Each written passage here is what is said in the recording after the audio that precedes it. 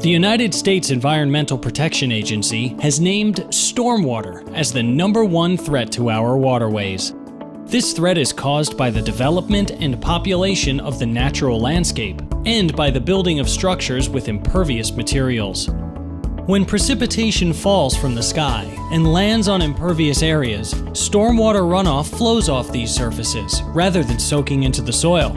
This stormwater runoff is then discharged into our waterways, transporting all of the pollutants that it encountered along its pathway. Essentially, every time you see a rainstorm and you look down at the edge of the road and you watch that water flowing by, it's going someplace. That stormwater has a direct effect on the health of the environmental community it reaches. To truly understand how stormwater impacts the world around us, one must also understand the hydrologic cycle.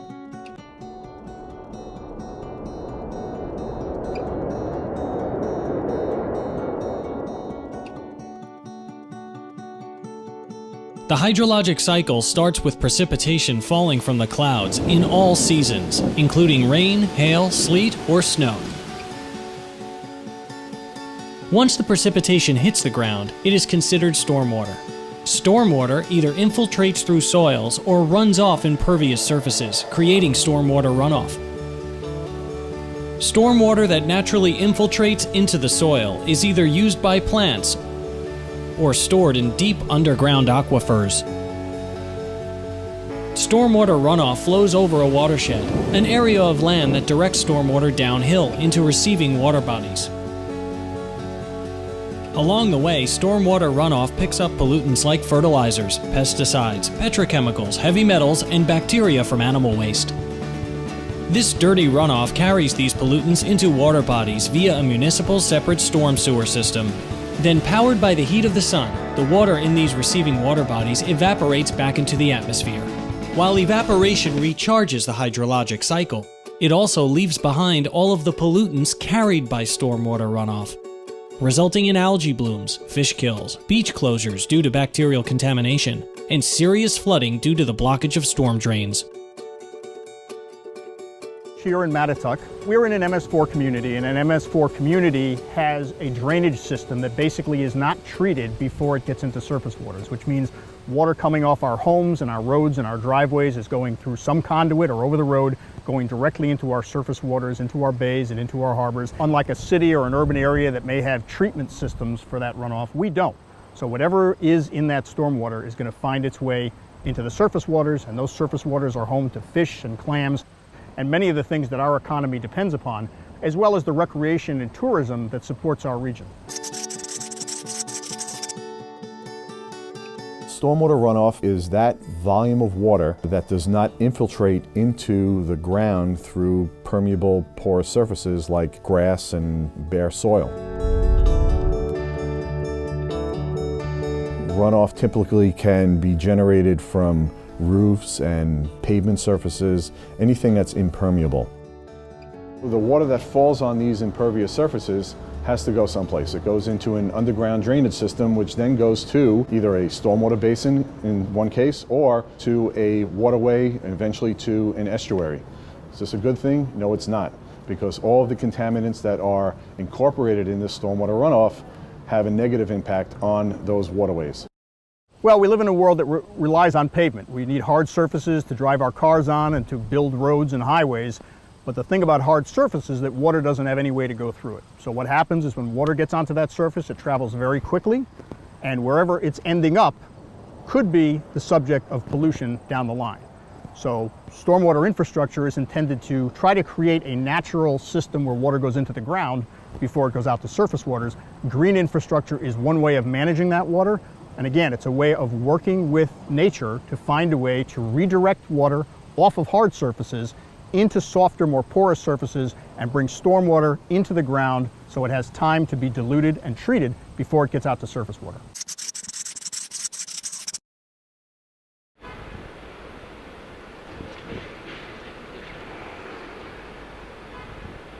In the winter in the Northeast, people need to be safe on the roads, on our sidewalks, on our front doorsteps.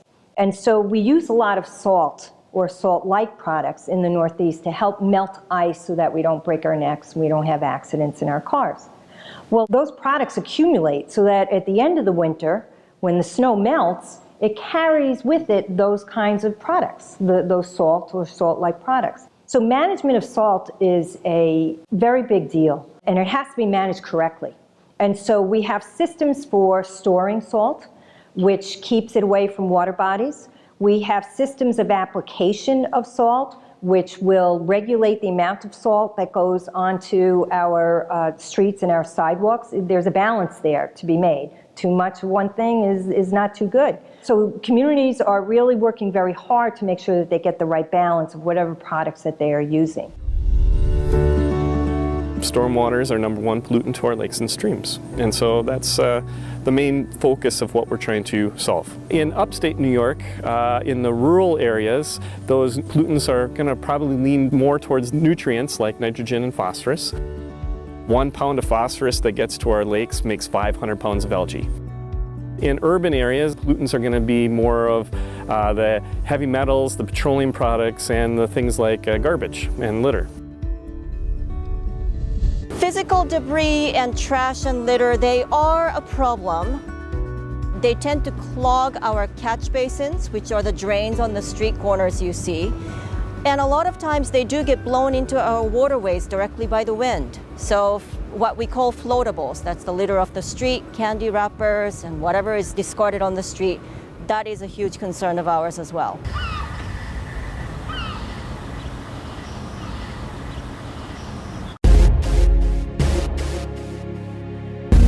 Stormwater is our enemy.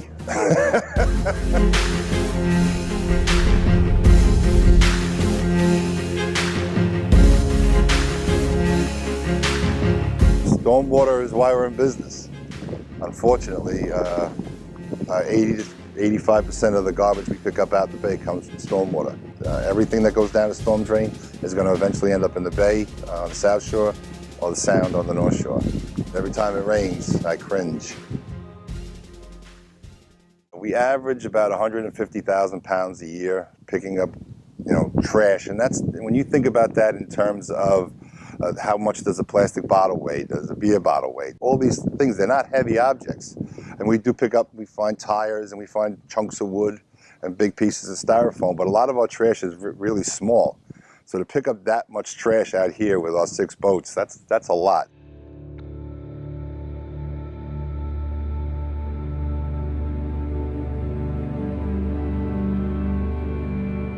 The year after Sandy, we picked up 243,000 pounds of garbage. And last year, the first year after that, we picked up about 190-something thousand pounds of garbage. So we're hoping to see less and less of that as the years go by. The environmental impact to having all this debris end up on our salt marshes and bays out here is, 1, it'll kill wildlife. We've seen that before. And 2, it'll kill the salt marshes too. We find plastic all over the salt marshes, and the plastic lays on the grass. It burns the grass, and even though we take the plastic off, sometimes the grass doesn't come back. So it's not only killing wildlife, it's killing our precious salt marshes.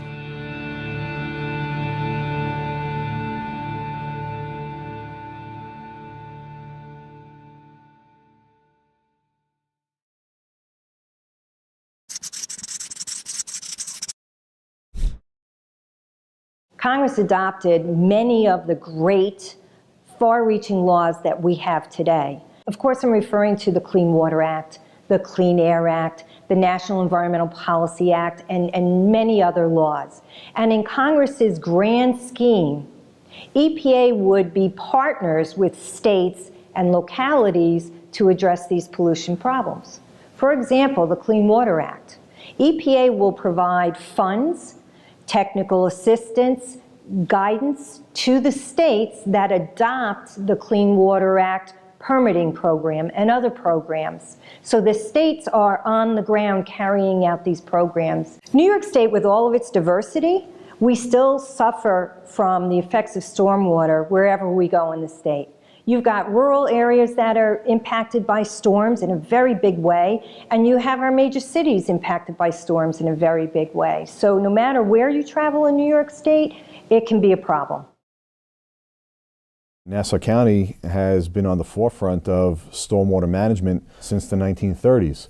We've installed a number of green infrastructure components at 2 industrial type facilities in Nassau County, at both the Cedar Creek Water Pollution Control Facility in Wantagh and the Bay Park Sewage Treatment Facility in East Rockaway, where we installed almost like a laundry list of green infrastructure technologies as a way to show other municipalities who have these facilities, as a way to show them these components, how they work and how effective they are.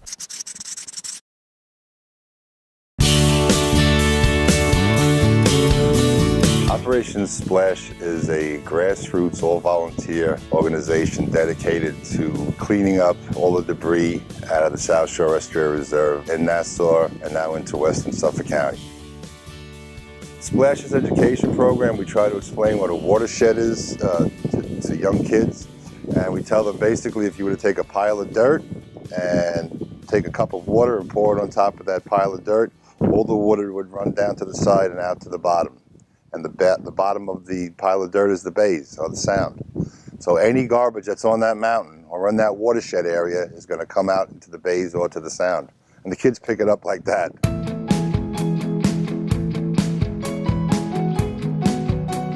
By itself, rainwater is pure and wonderful, but when it picks up our garbage, it's a problem. There are so many people, so many organizations around New York State that are dealing with these issues. It's really hard to name them all. We have the soil and water conservation districts. We have intermunicipal protection committees. For example, the Hempstead Harbor, Manhasset Bay, and Oyster Bay Cold Spring Harbor committees, and the Peconic Intermunicipal Consortium here on Long Island. There are also joint efforts in upstate New York. The DEC has entire programs directed at this, as does the EPA. The Audubon Society, Friends of the Bay here on Long Island. Schools are doing a lot. And also, let's not forget the business community. There are a number of businesses now that are looking at practices, ways that they can provide our communities with practices that can help us deal with this kind of pollution.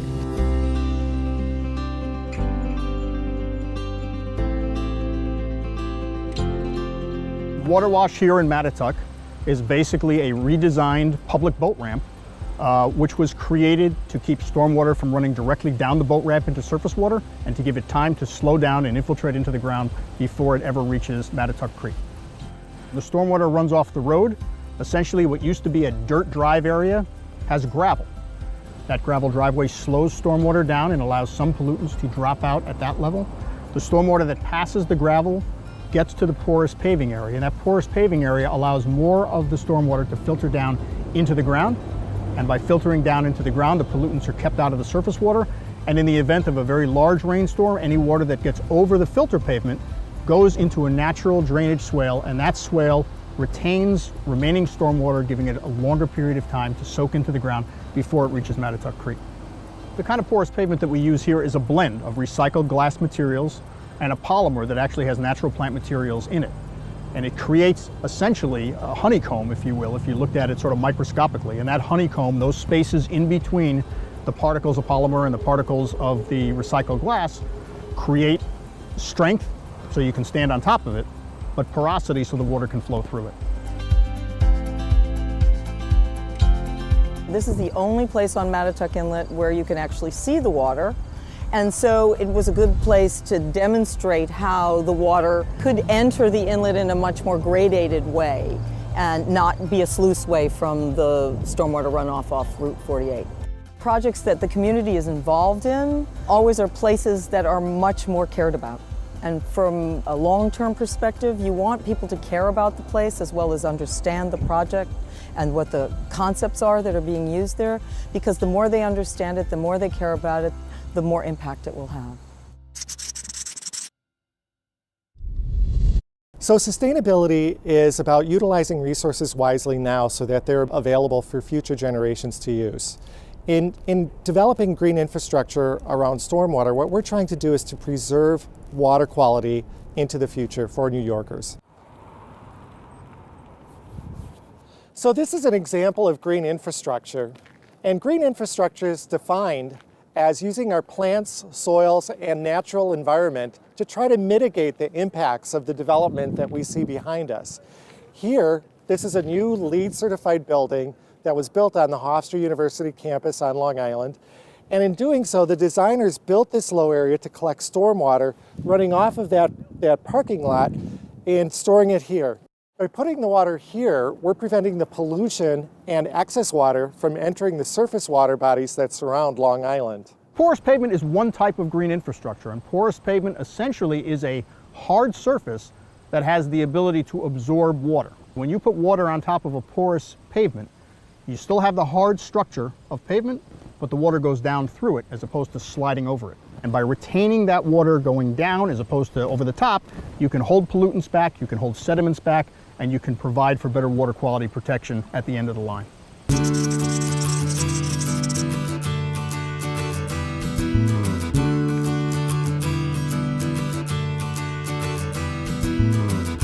Rain garden is a shallow bowl that we direct water to on purpose.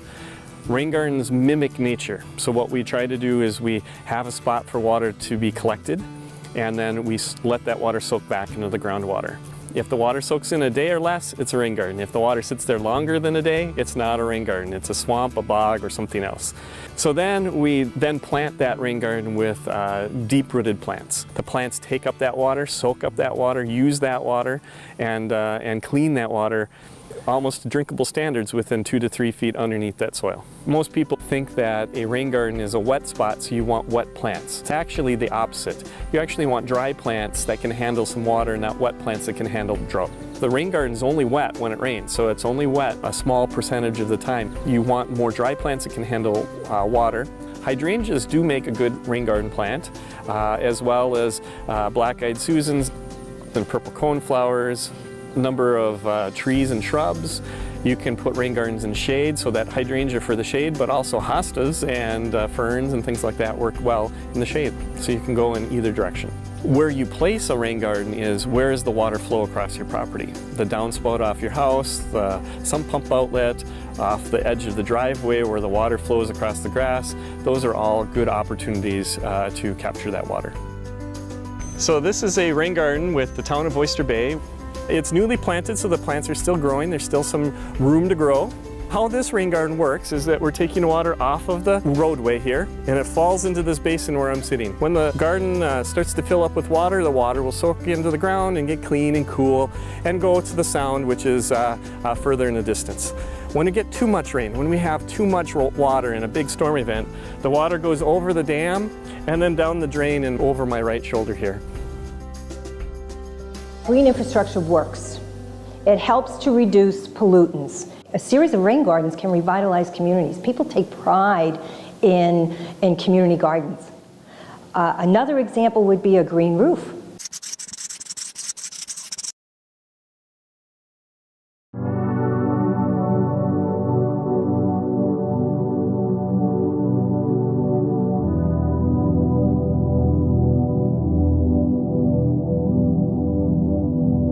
Right now we're standing in the Brooklyn Navy Yard on the roof of Building 3, which we've converted into a farm. And it's an intensive green roof, which means it has deep soil. We're actually using it as a vegetable farm, so it's unlike most green roofs that you'll see out there. Arugula and other lettuces are kind of our cash crop, I would say. We've got some nice sweet and hot peppers here. Everybody loves our hot sauce. We have 2 farms. We have one in Queens and one in Brooklyn, and between the 2 farms we produce about 50,000 pounds of vegetables per year.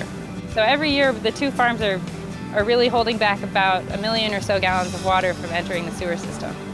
Our green roofs here at Brooklyn Grange are unique because they're intensive green roofs that have been used to grow vegetables. And they're not just ecological facilities, but they're actually businesses where we have economic activity going on. We grow a wide variety of vegetables and herbs. Pretty much everything you can imagine seeing at a farmer's market farm stand, we grow it. So cucumbers are great plants because, like all of the fruiting plants, they have flowers and they feed our pollinators. And over here you can see our beehives, which are making honey for us, while the cucumber plants are making cucumbers, and they have this kind of wonderful symbiotic relationship. A single beehive can produce about 100 pounds of honey in 1 year. So we really love them. They're good for our plants, and they're good for our pocketbooks. Here's some nice basil. It's pesto season. In essence, a green roof just acts like a big sponge. When it rains, the green roof absorbs the storm water, and then the storm water either will slowly trickle down into the drain, or it'll be evaporated up back into the air or absorbed up by the plants. Some of the biggest ecological benefits to green roofs are stormwater capture, heat island effect reduction, so it actually cools the air. We've seen that this roof is about 10 to 20 degrees cooler on a hot day than similar roofs in the area. In order to have a rooftop farm like this, you need a pretty strong roof. The most important thing is to talk to an engineer and make sure that your roof can support the load. And then once you know how much weight your roof can hold, you can design a green roof that fits your building. Maybe it'll have a vegetable garden, maybe it will just have ornamental plants or grasses. A very common green roof system includes sedum, which is a very low maintenance plant. It can survive drought, it can survive heavy rainfall, and it serves a lot of important environmental benefits. This is a sedum modular tray system green roof. It's challenging to retrofit a green roof. It's much easier to build a building from ground up with the green roof designed so that you can make sure the building roof is structurally strong enough to hold the weight of the medium and the plants. The rain falling on the roof will stay on the roof, and then it drains to the drains, and that rainwater is carrying everything that's on the roof and sending it to the stormwater system. The first step for us was to contact the residents, meet with them, and explain what we're trying to do and why this would be a good project for them. Cooling costs might go down.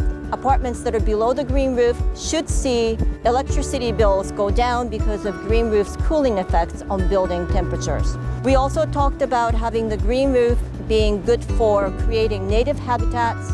Even with a sedum, we might have some beneficial insects that come and maybe reduce the number of mosquitoes that are around. Once we had everything in order and ready to install, the installation itself only took 2 weeks.